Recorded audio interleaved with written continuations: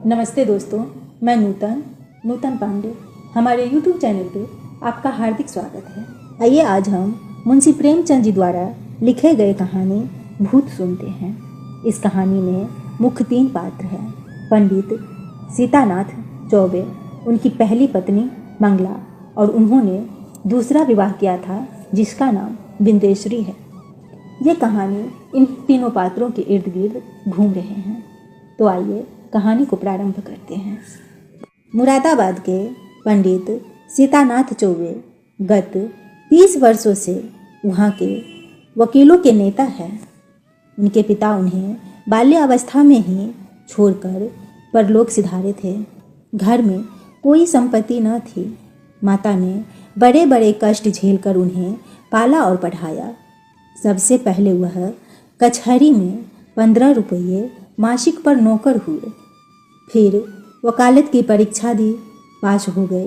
प्रतिभा थी। 2 ही 4 वर्षों में वकालत चमक उठी। जब माता का स्वर्गवास हुआ तब पुत्र का शुमार जिले के गण्यमान्य व्यक्तियों में हो गया था। उनकी आमदनी 1000 रुपये महीने से कम न थी। एक विशाल भवन बनवा लिया था। कुछ जमींदारी ले ली थी। कुछ रुपये बैंक में रख दिए थे और कुछ लेन देन में लगा दिए। इस समृद्धि पर 4 पुत्रों का होना उनके भाग्य को आदर्श बनाए हुए था। चारों लड़के भिन्न भिन्न दर्जों में पढ़ते थे, मगर यह कहना कि सारी विभूति चौबे जी के अनवरत परिश्रम का फल थी, उनकी पत्नी मंगला देवी के साथ अन्याय करना है। मंगला बड़ी सरल, गृह कार्य में कुशल और पैसे का काम धेले में चलाने वाली स्त्री थी। जब तक अपना घर न बन गया उसने 3 रुपये से अधिक किराए का मकान नहीं लिया और रसोई के लिए मिश्राइन तो उसने अब तक न रखी थी। उसे अगर कोई व्यसन था तो गहनों का, और चौबे जी को भी अगर कोई व्यसन था तो स्त्री को गहने पहनाने का। वह सच्चे पत्नी परायण मनुष्य थे।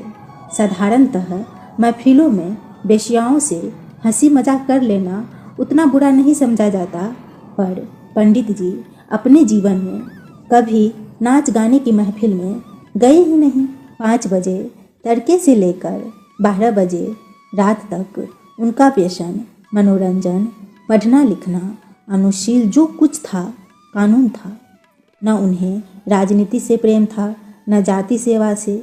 ये सभी काम उन्हें व्यर्थ जान पड़ते थे। उनके विचार में अगर कोई काम करने लायक था तो बस कचहरी जाना, बहस करना, रुपये जमा करना और भोजन करके सो रहना।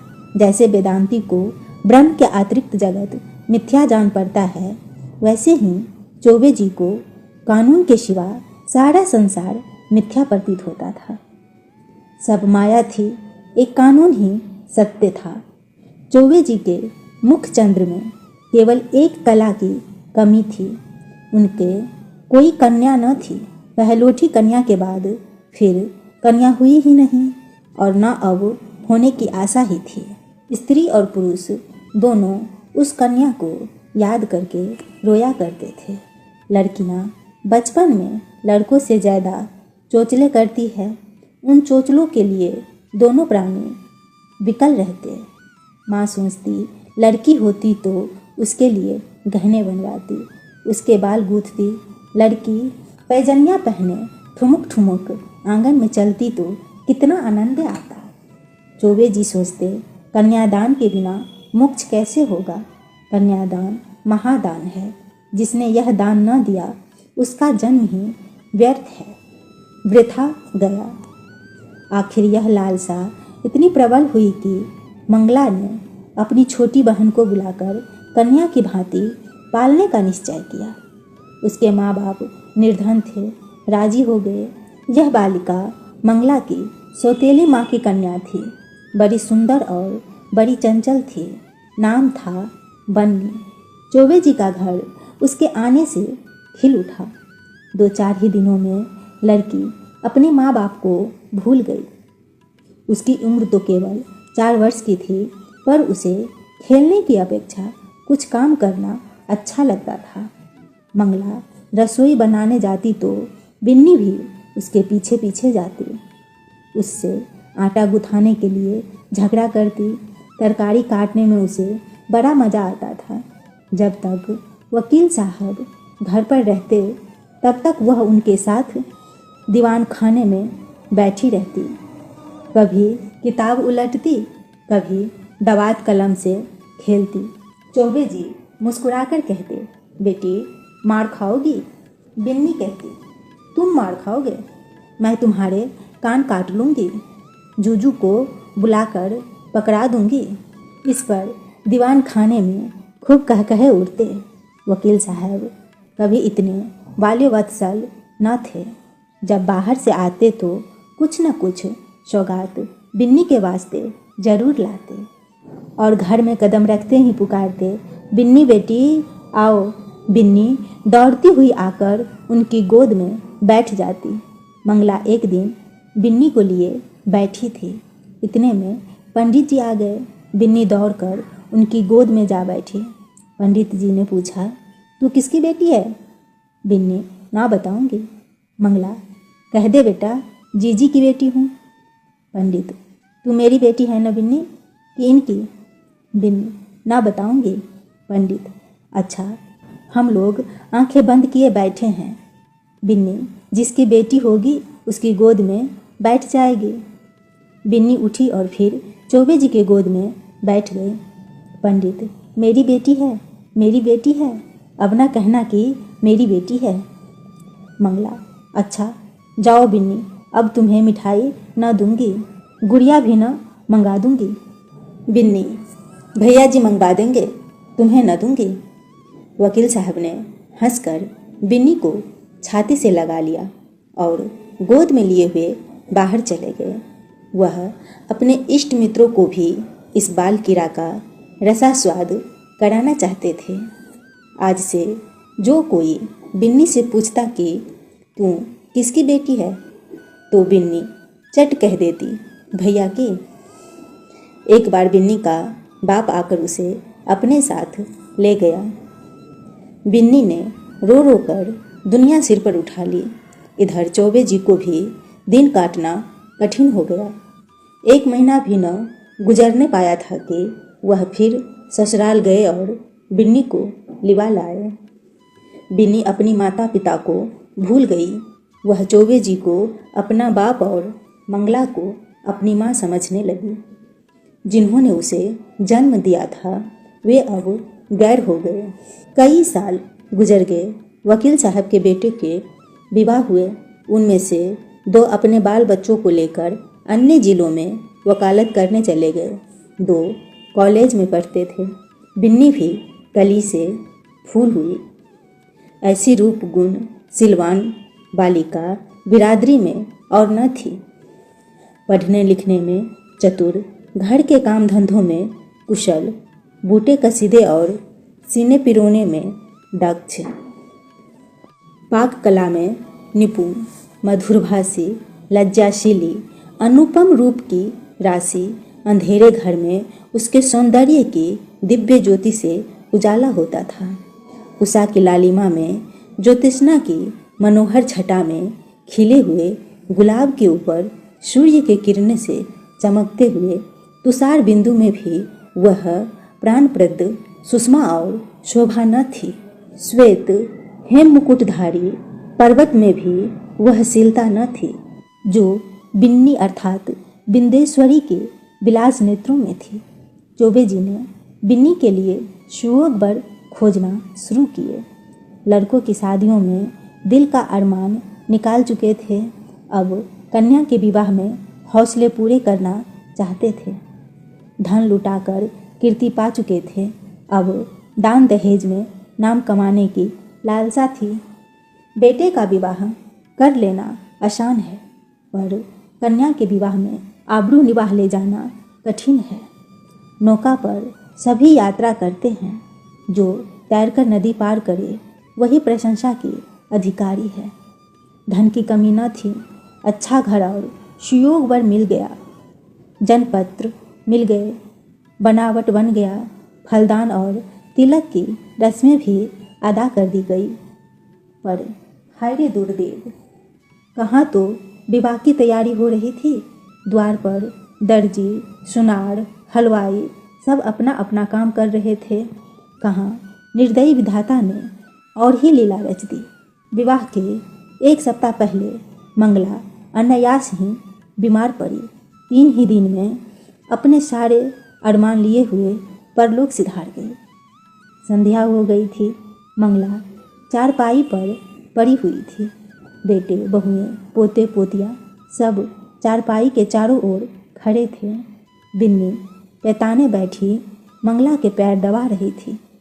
मृत्यु के समय भयंकर निस्तब्धता छाई हुई थी। कोई किसी से न बोलता था। दिल में सब समझ रहे थे क्या होने वाला है। केवल चौबे जी वहाँ न थे। सहसा मंगला ने इधर उधर इच्छापूर्ण दृष्टि से देखकर कहा, जरा उन्हें बुला दो, कहाँ है। पंडित जी अपने कमरे में बैठे रो रहे थे। संदेश पाते ही आंसू पोंछते हुए घर में आए और बड़े धैर्य के साथ मंगला के सामने हो गए।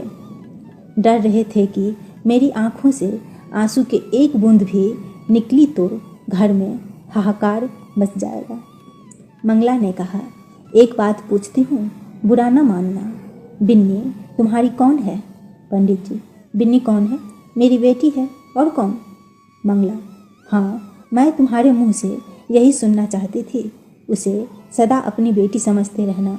उसके विवाह के लिए मैंने जो जो तैयारियां की थी उनमें कुछ काट छाँट मत करना। पंडित जी, इनकी कुछ चिंता न करो। ईश्वर ने चाहा तो उससे भी कुछ ज़्यादा धूमधाम के साथ विवाह होगा। मंगला, उसे हमेशा बुलाते रहना। तीज त्योहार में कभी मत भूलना। पंडित, इन बातों की मुझे याद दिलाने की ज़रूरत नहीं। मंगला ने कुछ सोचकर फिर कहा, इसी साल विवाह कर देना। पंडित, इस साल कैसे होगा? मंगला, यह फागुन का महीना है, जेठ तक लगन है। पंडित, हो सकेगा तो इसी साल कर दूंगा। मंगला, यह फागुन का महीना है, हो सकेगा की बात नहीं, जरूर कर देना। पंडित, कर दूंगा। इसके बाद गोदान की तैयारी होने लगी। बुढ़ापे में पत्नी का मरना, बरसात में घर का गिरना है, फिर उसके बनने की आशा नहीं होती। मंगला की मृत्यु से पंडित जी का जीवन अनियमित और विशिखल सा हो गया। लोगों से मिलना जुलना छूट गया। कई दिन कचहरी ही नहीं जाते भी तो बड़े आग्रह से। भोजन से अरुचि हो गई। बिंदेश्वरी उनकी दशा देख कर दिल में कुढ़ती और यथासाधारण उनका दिल बहलाने की चेष्टा करती थी। वह उन्हें पुराणों की कथाएं पढ़कर सुनाती, उनके लिए तरह तरह की भोजन सामग्री पकाती और उन्हें आग्रह अनुरोध के साथ खिलाती थी।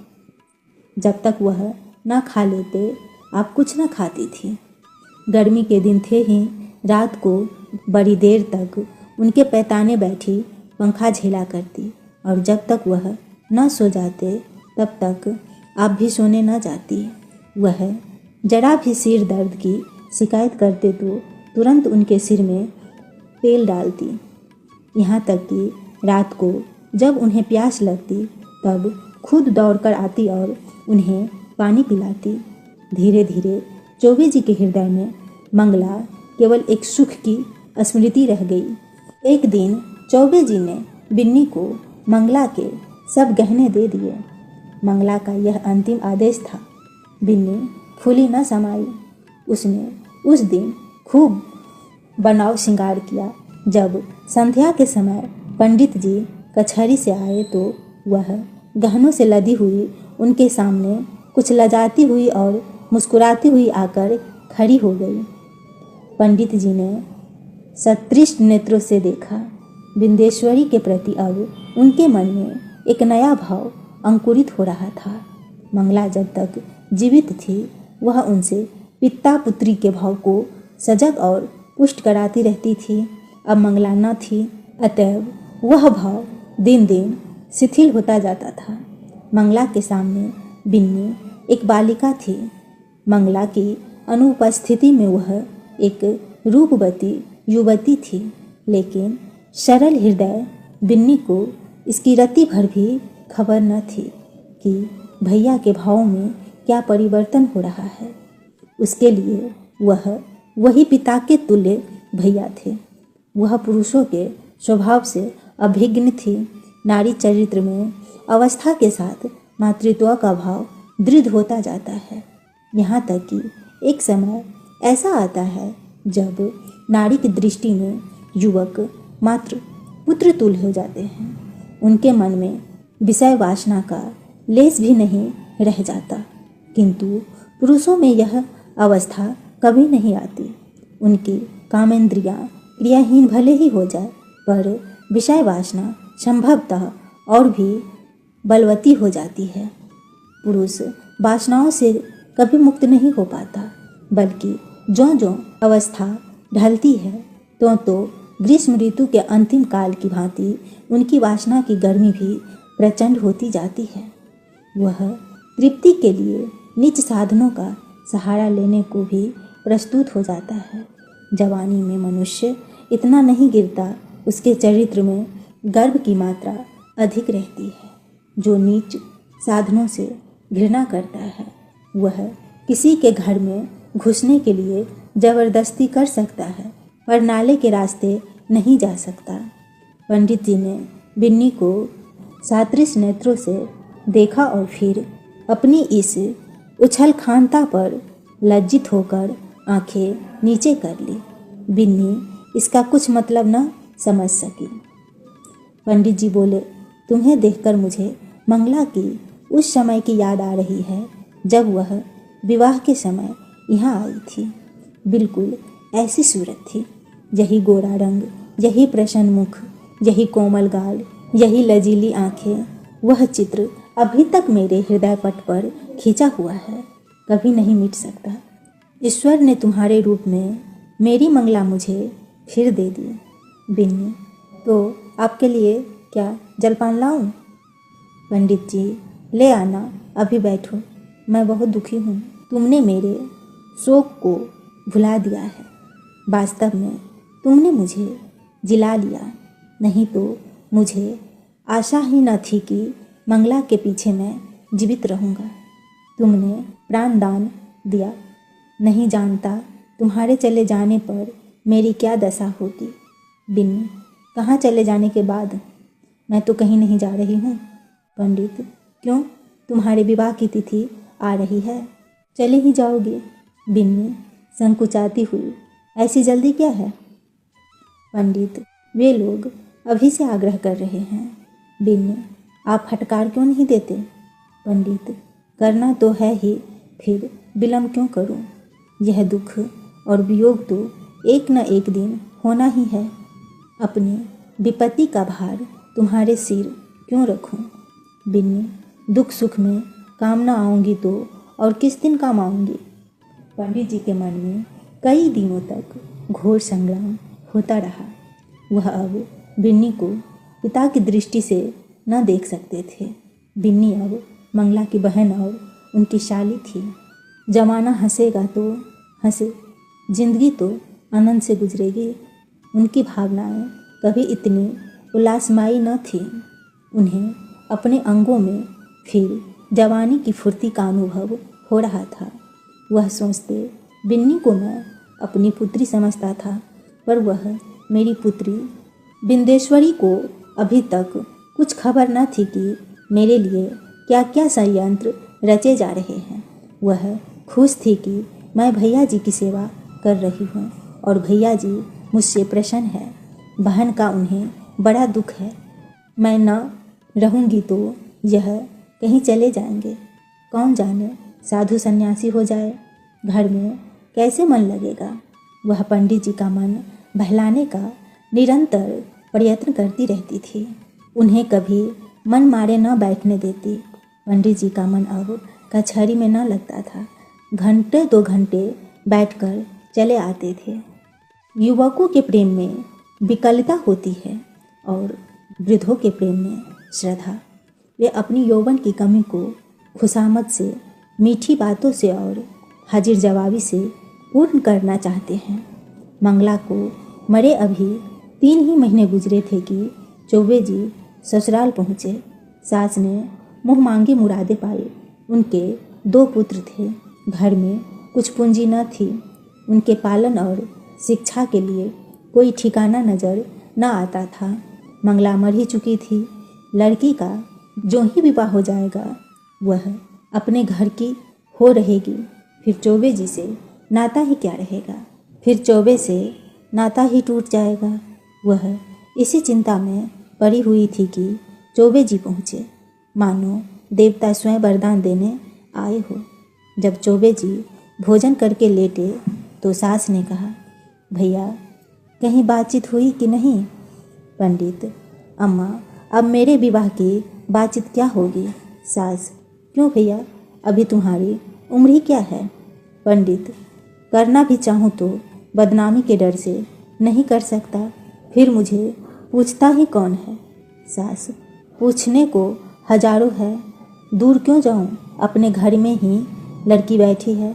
सुना है तुमने मंगला के सब गहने बिन्नी को दे दिए हैं। कहीं और विवाह हुआ तो ये कई हजार की चीज़ें तुम्हारे हाथों से निकल जाएगी। तुमसे अच्छा घर मैं कहाँ पाऊँगी।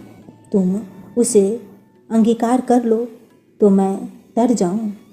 अंधा क्या मांगे 2 आँखें। चौबे जी ने मानो विवश होकर सास की प्रार्थना स्वीकार कर ली। बिन्नी अपने गांव के कच्चे मकान में अपनी माँ के पास बैठी हुई है। अब की चौबे जी ने उनकी सेवा के लिए एक लौंडी भी साथ कर दी है। बिंदेश्वरी के दोनों छोटे भाई विस्मित होकर उसके आभूषणों को देख रहे हैं। गांव की और कई स्त्रियां उसे देखने आई है और उसके रूप लाव्य का विकास देखकर चकित हो रही है। यह वही बिन्नी है जो यहाँ मोटी फरिया पहने खेला करती थी। रंग रूप कैसा निखर आया है। सुख की देह है ना। जब भीड़ कम हुई, एकांत हुआ तो माता ने पूछा, तेरे भैया जी तो अच्छी तरह है ना बेटी। यहाँ आए थे तो बहुत दुखी थे। मंगला का शोक उन्हें खाए जाता है। संसार में ऐसे मर्द भी होते हैं जो स्त्री के लिए प्राण दे देते हैं। नहीं तो यहाँ स्त्री मरी और चट दूसरा ब्याह रचाया गया। मानो मनाते रहते हैं कि यह मरे तो नई नवेली बहू घर में आई। बिंदेश्वरी उन्हें याद करके रोया करते हैं। चली आई हूँ, न जाने कैसे होंगे। माता, मुझे तो डर लगता है कि तेरा ब्याह हो जाने पर कहीं घबरा कर साधु फकीर न हो जाए। बिंदेश्वरी, मुझे भी तो यही डर लगता है। इसी से तो मैंने कह दिया है कि अभी जल्दी क्या है।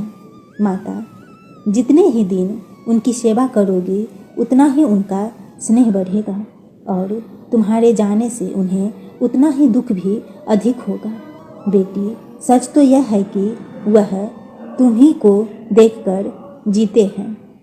इधर तुम्हारी डोली उठी और उधर उनका घर सत्यानाश हुआ। मैं तुम्हारी जगह होती तो उन्हीं से ब्याह कर लेती। बिंदेश्वरी, ए हटो अम्मा, गाली देती हो। उन्होंने मुझे बेटी करके पाला है। मैं भी उन्हें अपना पिता समझती हूँ। माता, चुप रह पगली, कहने से क्या होता है। बिंदेश्वरी, अरे सोच तो अम्मा, कितनी बेढंगी बात है। माता, मुझे तो इसमें कोई बेढंगापन नहीं दिख पाता। बिंदेश्वरी, क्या कहती हो अम्मा। उनसे मैं तो लाज के मारे मर जाऊंगी। उनके सामने ताक न सकूं। वह भी कभी न मानेंगे।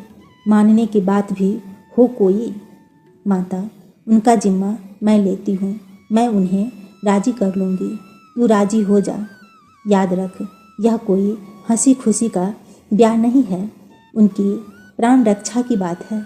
जिनके सिवा संसार में हमारा और कोई नहीं। फिर अभी उनकी कुछ ऐसी उम्र भी तो नहीं है। 50 से 2 ही 4 साल ऊपर होंगे। उन्होंने एक ज्योतिषी से पूछा भी था।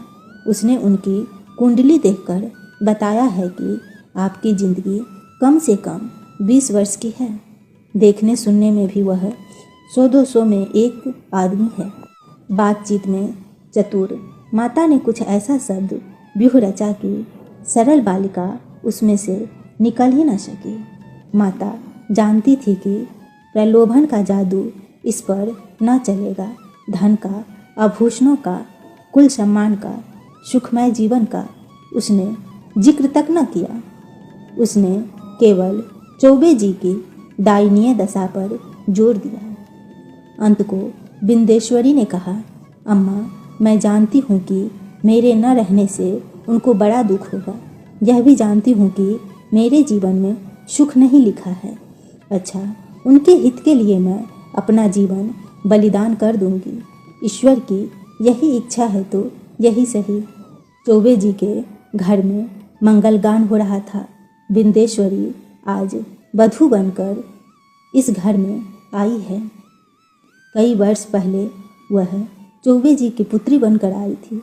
उसने कभी स्वप्न में भी न सोचा था कि मैं एक दिन इस घर की स्वामी बनूंगी। चौबे जी का सज धाज आज देखने योग्य है। तंजेब का रंगीन कुर्ता, कतरी हुई और सवारी हुई मूछें, खिजाव से चमकते हुए बाल, हंसता हुआ चेहरा, चढ़ी हुई आंखें, यौवन का पूरा स्वाद था। रात बीत चुकी थी। बिंदेश्वरी आभूषणों से लदी हुई भारी जोड़े पहने फर्श पर सिर झुकाए बैठी थी। उसे कोई उत्काष्ठा न थी, भय न था। केवल यह संकोच था कि मैं उनके सामने कैसे मुंह खोलूंगी। उनकी गोद में खेली हूँ, उनके कंधों पर बैठी हूँ, उनकी पीठ पर सवार हुई हूँ। कैसे उन्हें मुंह दिखाऊंगी? मगर वे पिछली बातें क्यों सोचूं? ईश्वर उन्हें प्रसन्न रखे। जिसके लिए मैंने पुत्री से पत्नी बनना स्वीकार किया वह पूर्ण हो, उनका जीवन आनंद से व्यतीत हो। इतने में चौबे जी आए। बिंदेश्वरी उठ खड़ी हुई। उसे इतनी लज्जा आई कि जी चाहा कहीं भाग जाए। खिड़की से नीचे कूद पड़े। चौबे जी ने उसका हाथ पकड़ लिया और बोले, बिन्नी, मुझसे डरती हो? बिन्नी कुछ न बोली, मूर्ति के तरह वहीं खड़ी रही। एक क्षण में चौबे जी ने उसे बिठा दिया। वह बैठ गई। उसका गला भर भर आता था। भाग्य की यह निर्दय लीला, यह क्रूर कीड़ा उसके लिए असह्य हो रही थी। पंडित जी ने पूछा, बिन्नी, बोलती क्यों नहीं? क्या मुझसे नाराज हो? बिंदेश्वरी ने अपने कान बंद कर लिए। यही परिचित आवाज़ वह कितने दिनों से सुनती चली आती थी। आज यह व्यंग्य से भी तीव्र और उपहास से भी कटु प्रतीत होती थी। सहसा पंडित जी चौंक पड़े।